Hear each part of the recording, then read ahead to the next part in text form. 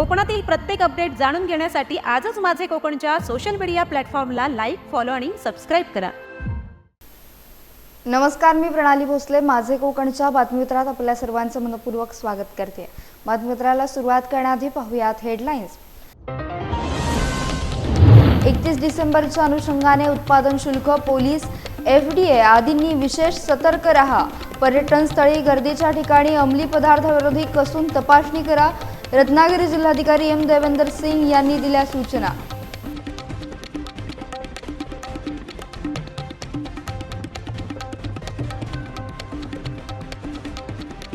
रत्नागिरी जिल्हास्तरीय मिनी सरस आणि विक्री प्रदर्शन, 2 दिवसात 25,61,000 रुपयांची विक्री।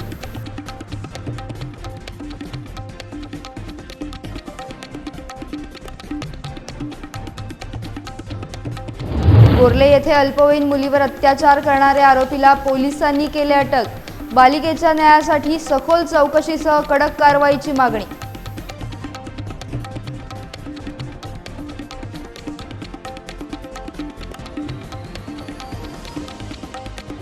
आणि फेरारी कंपनीची कॅलिफोर्निया कार वाळूत रुतली। फेरारीच्या मदतीला आली बैलगाडी।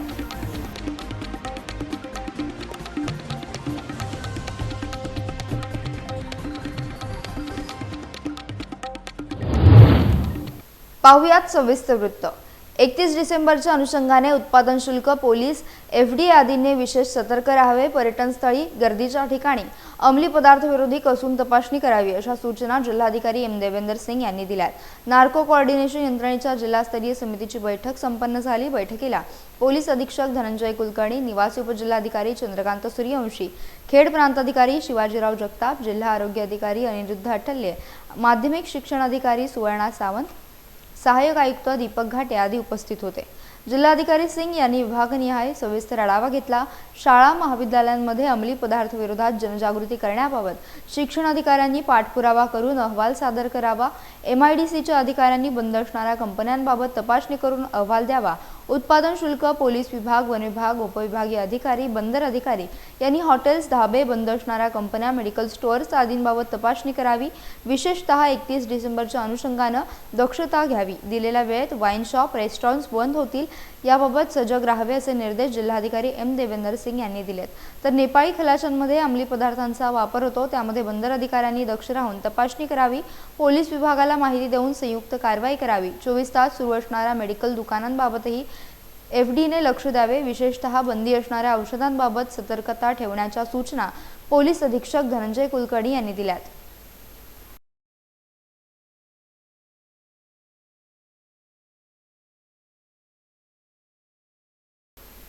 महाराष्ट्र राज्य ग्रामीण जीवनोन्नती अभियान आणि जिल्हा ग्रामीण विकास यंत्रणा यांच्या संयुक्त विद्यमाने गणपतीपुळे येथे आयोजित करण्यात आलेल्या मिनी सरस आणि विक्री प्रदर्शनामध्ये अवघ्या 2 दिवसात 25,61,000 रुपयांची विक्री झाली। हे जिल्हास्तरीय विक्री आणि प्रदर्शन ग्रामीण भागातील दारिद्र्य रेषेखालील स्वरोजगारींनी, महिला बचत गटांनी उत्पादित केलेल्या विविध उत्पादित मालाच्या विक्रीसाठी हक्काचे व्यासपीठ मानले जाते।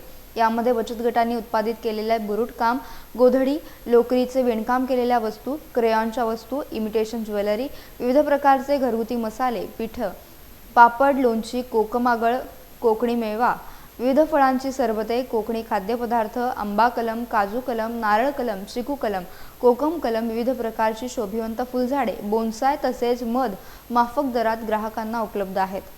28 डिसेंबर रोजी सुरू झालेल्या प्रदर्शनास पर्यटकांनी तसेच ग्राहकांनी मोठ्या संख्येने भेट दिली आहे।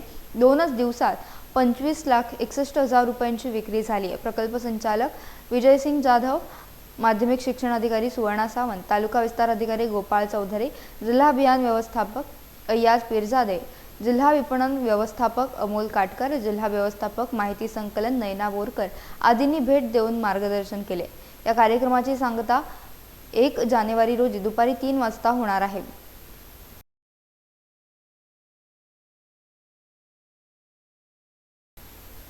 गेल्या काही दिवसांपासून जंगली वनस्पतींपासून तयार करण्यात आलेले काच सदृश पदार्थ आणि पावडरची तस्करी होत असल्याची माहिती महाड वन विभागाला मिळाली असताना सुद्धा वन विभागाकडून वाहनांची तपासणी केली जात नव्हती।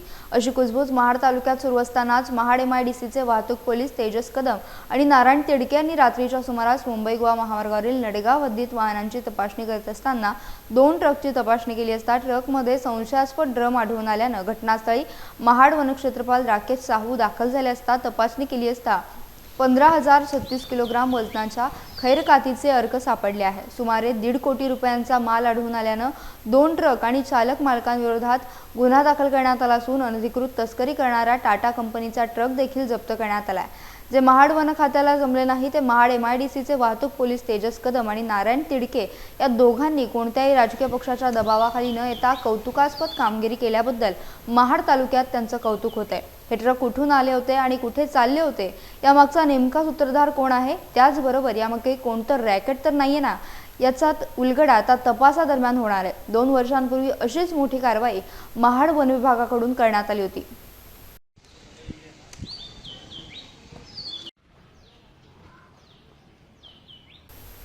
7 वर्षांच्या मुलीला बोटीवर नेऊन तिच्यावर तरुणाने अत्याचार केल्याची धक्कादायक घटना मुरुड कोर्ले येथे समोर आली आहे। या प्रकरणी एका 22 वर्षीय तरुणाला रेवदंडा पोलिसांनी अटक केली आहे। या घटनेमुळे कोर्ले गावातील वातावरण तापले असून ग्रामपंचायत सरपंच राजश्री मिसाळ यांनी तातडीने विशेष ग्रामसभा बोलावली। यावेळी घडलेल्या घटनेचा निषेध करत कोर्ले ग्रामस्थ आणि सर्वपक्षीय मंडळींनी रेवदंडा पोलीस ठाण्याकडे निवेदन देऊन गुन्हेगारास कठोर कारवाईची मागणी केली आहे। यासंबंधी माजी जिल्हा परिषद सदस्य मानसी दळवी यांनी देखील रेवदंडा पोलीस ठाणे येथे सहाय्यक पोलीस निरीक्षक श्रीकांत किरविले यांची भेट घेऊन गुन्ह्यासंदर्भातील माहिती घेतली आणि सखोल चौकशीसह कडक कारवाई करण्याची मागणी केली आहे। तुम्हाला कौतुक करावं लागेल। पोलीस पाटलाने आम्हाला इन्फॉर्म केलं आणि इन्फॉर्म केल्यानंतर ताबडतोब आम्ही सुमोटो ऍक्शन घेतली पोलिसांनी।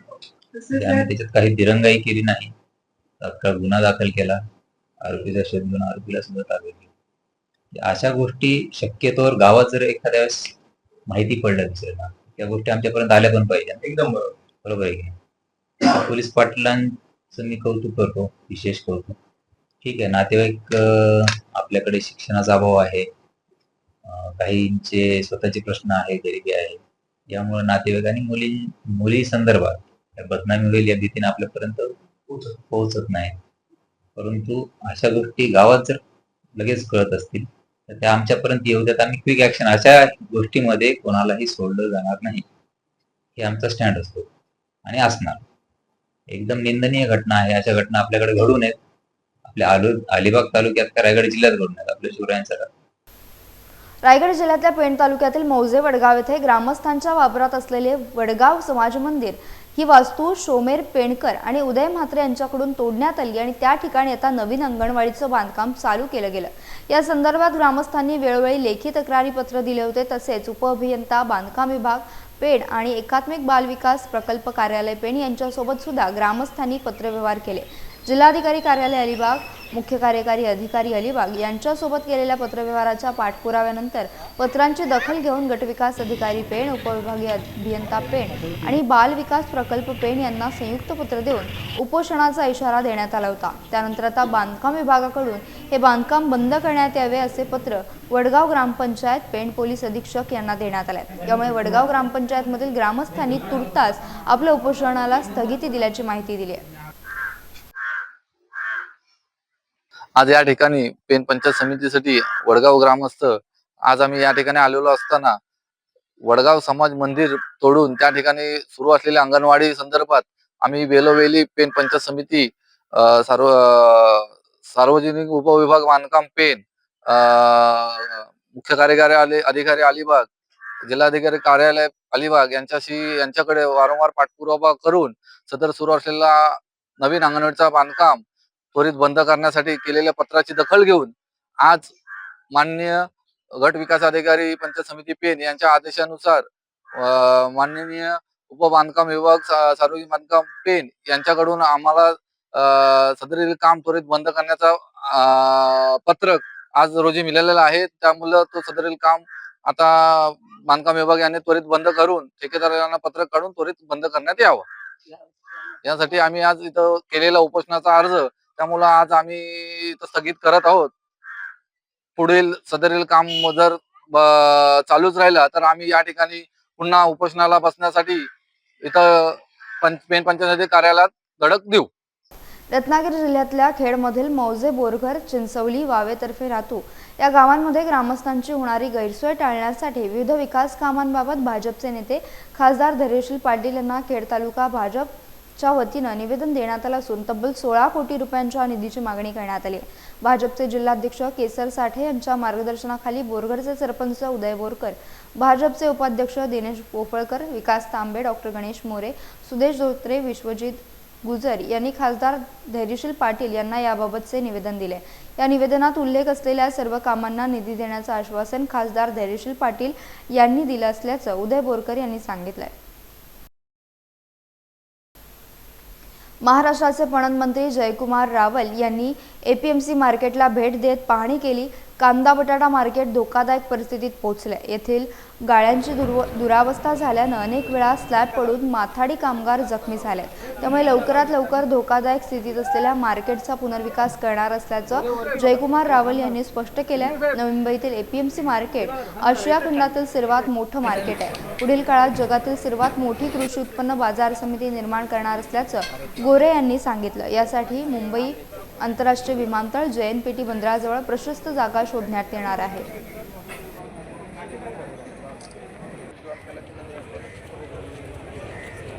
आता खरं तर हे मार्केट स्थापन होऊन जवळपास 45-50 वर्ष झाली.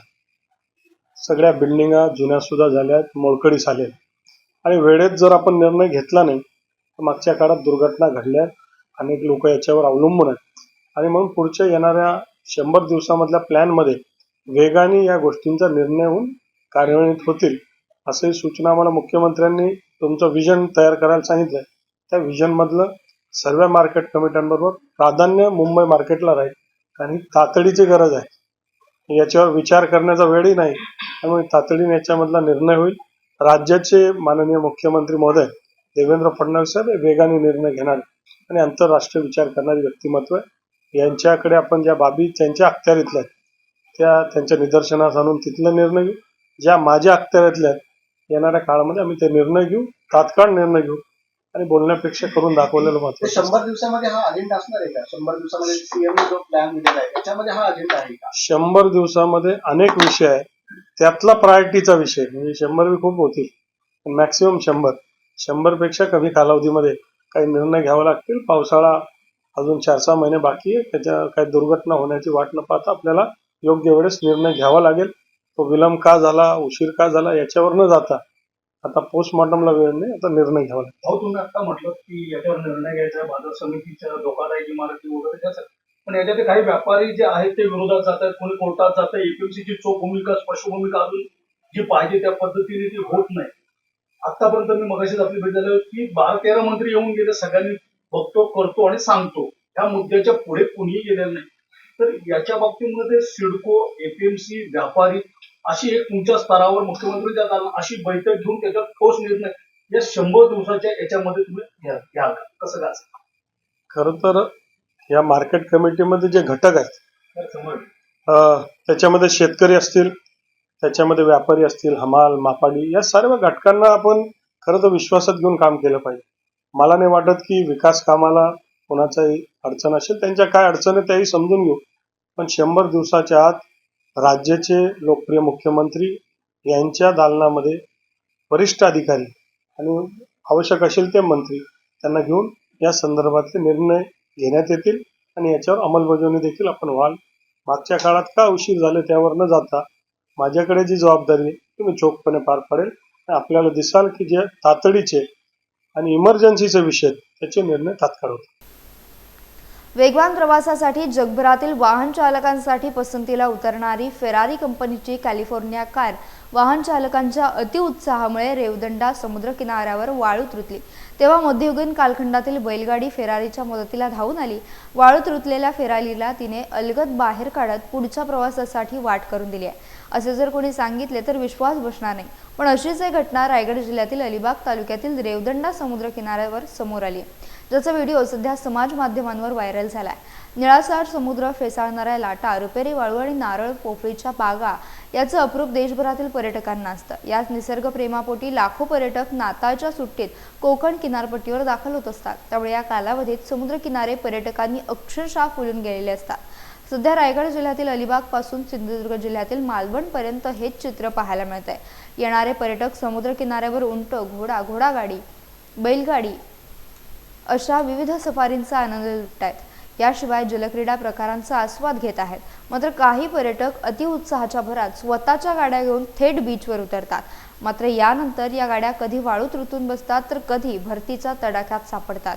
अनेकदा अशा घटना घडूनही त्यातून येणारे पर्यटक बोध घेत नाहीयेत। अलिबाग तालुक्यातील रेवदंडा समुद्र किनाऱ्यावर याची प्रचिती पर्यटकांना पुन्हा एकदा आली आहे।